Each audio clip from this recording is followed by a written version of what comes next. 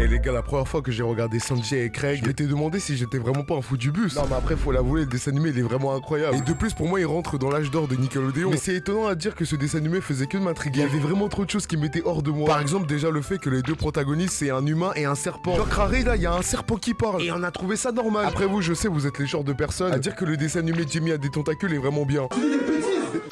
Mais après pour le coup Sanjay et Craig c'était vraiment une petite pépite hein. Après les gars j'ai pas envie de vous mytho. Je regardais aussi le dessin animé parce qu'il y avait du poulet. Regardez-moi cette texture du poulet qu'ils avaient dans ce dessin animé. Ça donnait trop envie. Et en plus il y a un moment j'ai déjà sauté sur ma télé pour en avoir un. Ouais mais les gars j'étais trop idiot à l'époque. Et en plus j'avais l'impression que Sanjay et Craig ils avaient la vie de Phineas et Ferb mais en mieux. Il n'y avait que du bordel qui se passait pour eux et c'était vraiment drôle. Après plus je regardais le dessin animé, plus je me demandais si c'était vraiment drôle de se moquer du malheur de quelqu'un. À la fin tu te demandes si t'étais vraiment pas un détraqué à l'époque. Dites à votre entourage que vous avez déjà regardé Sanjay et Craig. Et regardez maintenant leur réaction.